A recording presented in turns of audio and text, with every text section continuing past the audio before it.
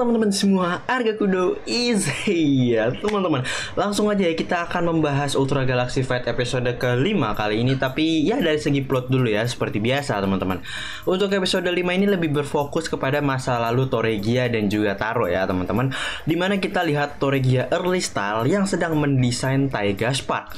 Pada waktu itu Taiga Spark ini belum diberikan nama resmi ya teman-teman ya. Kemudian kita lihat ada Hikari datang nih di sini.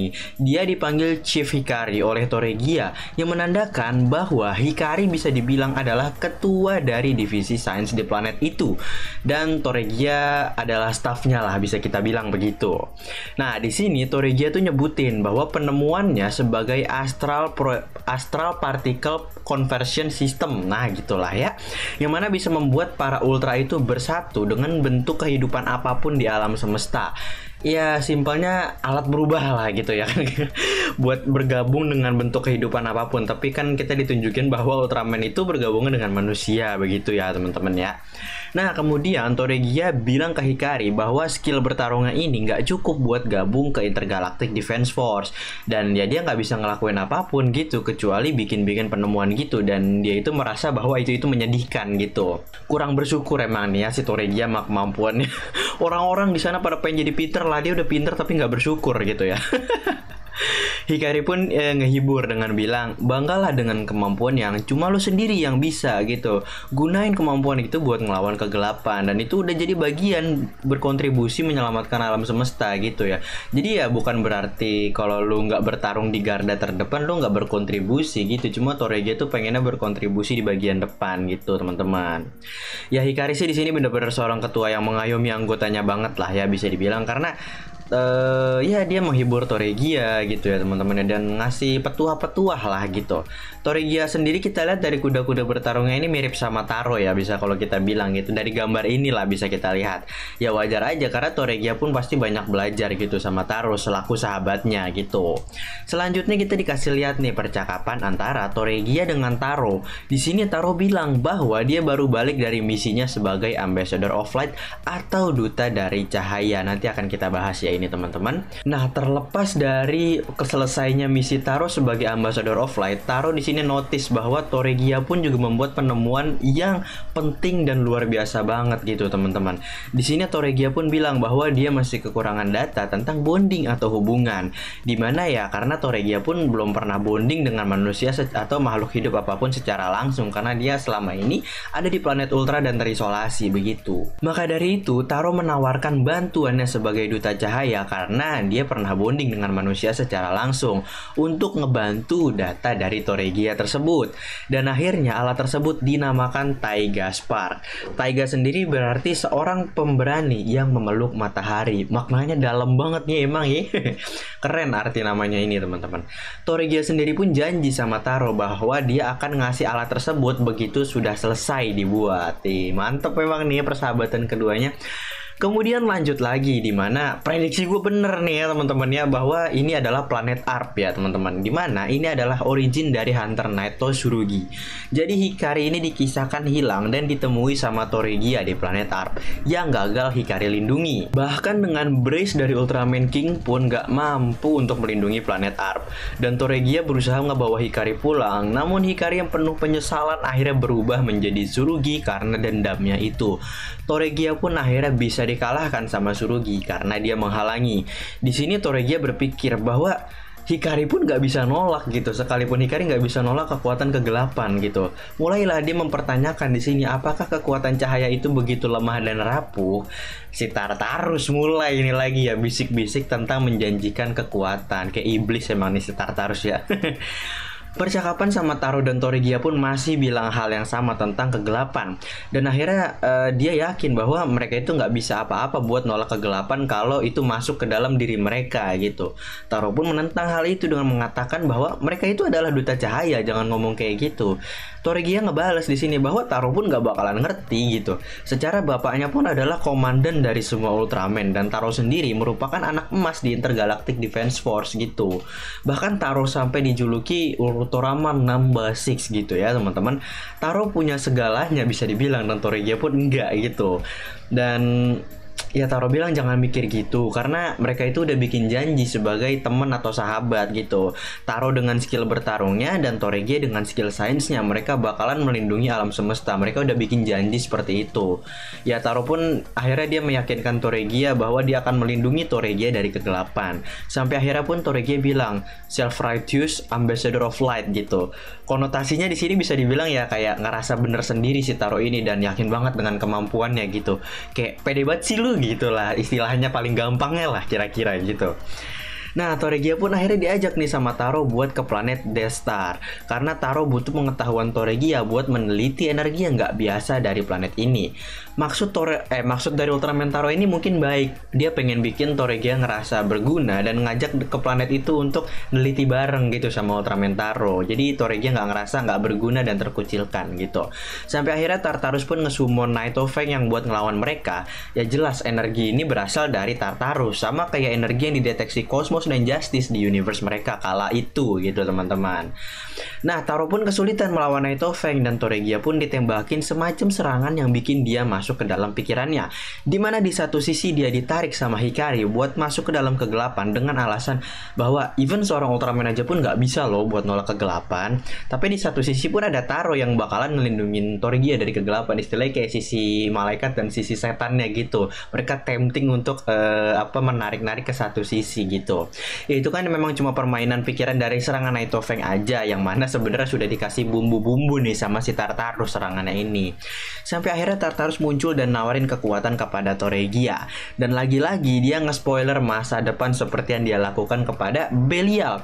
Toregia pun yang di-spoilerin bahwa dia menemukan reruntuhan di Borges dan dia bersatu dengan Grimdo yang menjadikan dia Toregia yang kita kenal sekarang. Dan dia memakai armor yang menutupi color timernya untuk menahan supaya Grimdo tetap di dalam tubuhnya dan gak keluar dari color timernya itu teman-teman. Ya karena Toregia sendiri yang kepengen fusion sama Grimdo, gak seperti Belial yang fusion dengan Raybloodnya itu terpaksa dan gak kepengen dia sebenarnya buat fusion gitu. Ya akhirnya kita dikasih lihat ya teman-teman originnya Toregia ya, walaupun sekilas gitu teman-teman.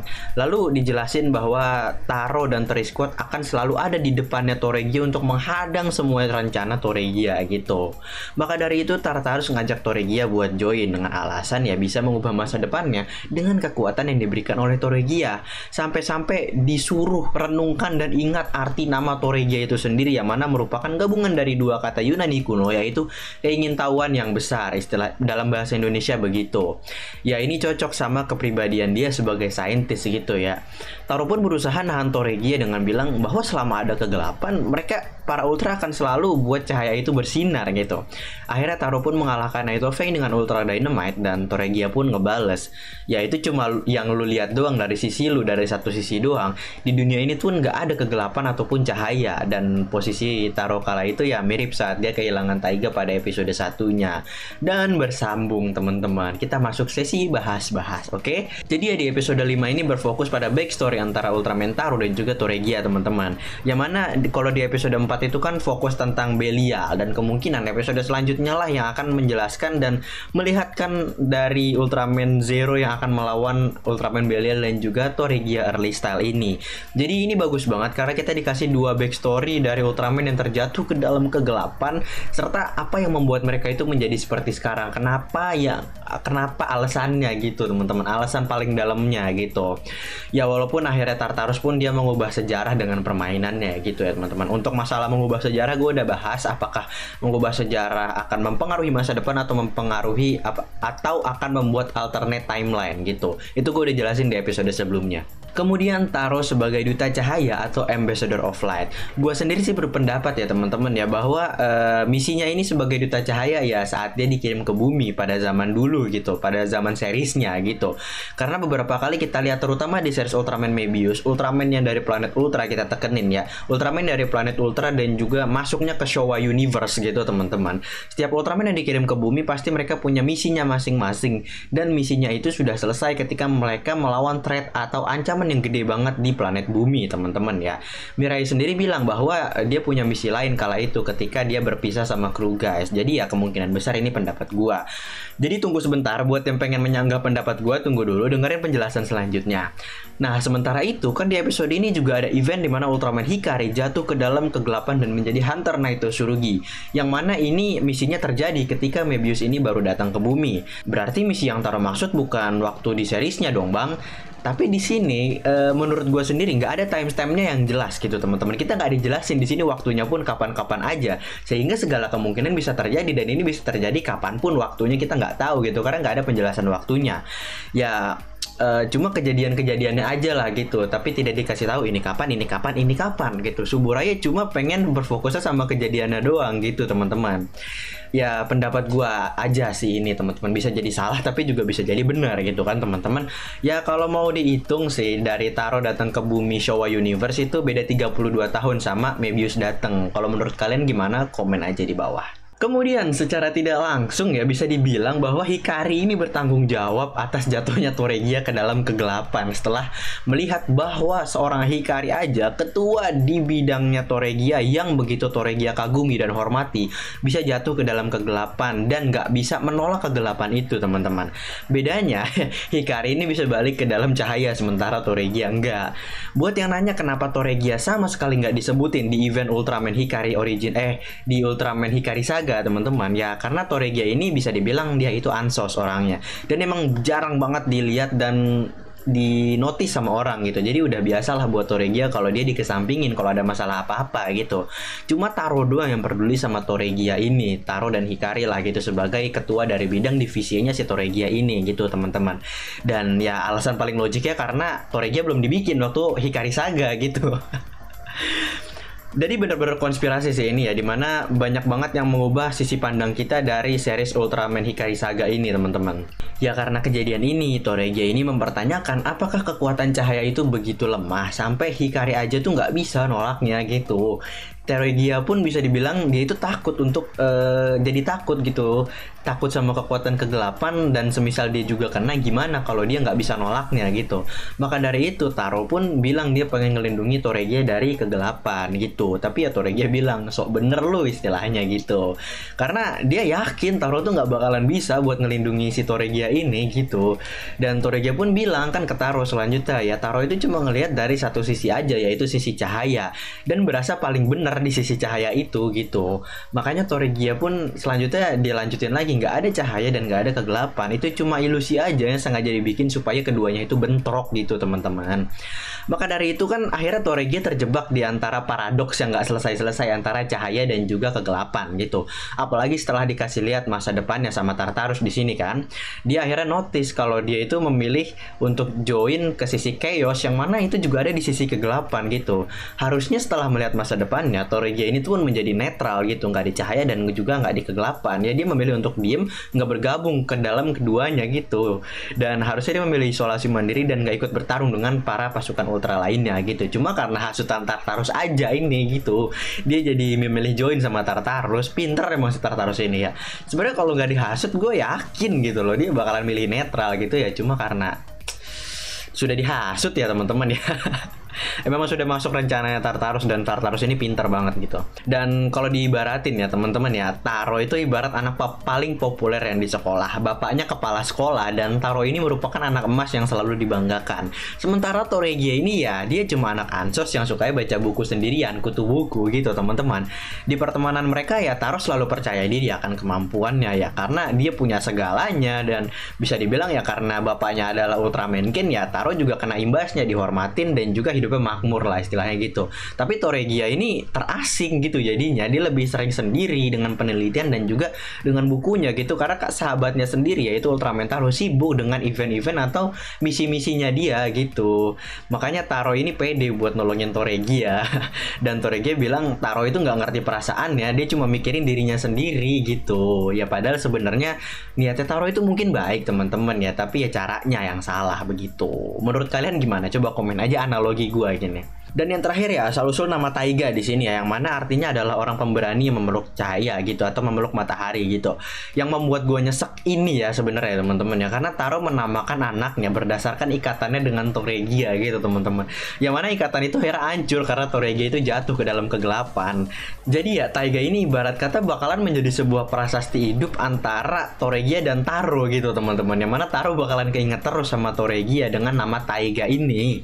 Ya bisa juga sih Taiga ini diberi nama setelah Toregia jatuh ke dalam kegelapan, dan Taro mau menghormati teman lamanya yang seenggaknya ada peninggalan dari Toregia yang bisa digunakan di dalam cahaya, yaitu Taiga Spark dan juga nama dari Ultraman Taiga itu sendiri gitu teman-teman. Ini juga yang membuat Toregia teringat kepada Taro, dimana di saat Taiga ingin menebas atau menyerang terakhir Ultraman Toregia, kan Taiga itu kan menutupi matahari kan ya, yang mana ini sesuai dengan nama yang diberikan Ultraman Taro gitu, yaitu orang pemberani yang memeluk cahaya matahari gitu teman-teman. Makanya dia teringat kepada Ultraman Taro. Seperti itu teman-teman ya. Jadi ya sudah selesai pembahasan gue di episode 5 kali ini. Jadi kita tinggal tunggu saja bagaimana klimaksnya dari kisah Toregia dan juga Ultraman Belial ini di episode selanjutnya. Jadi sekian dari gue Arga Kudu. See you in my next video. Stay cool, keep calm, love and peace. Cheerio. Pow.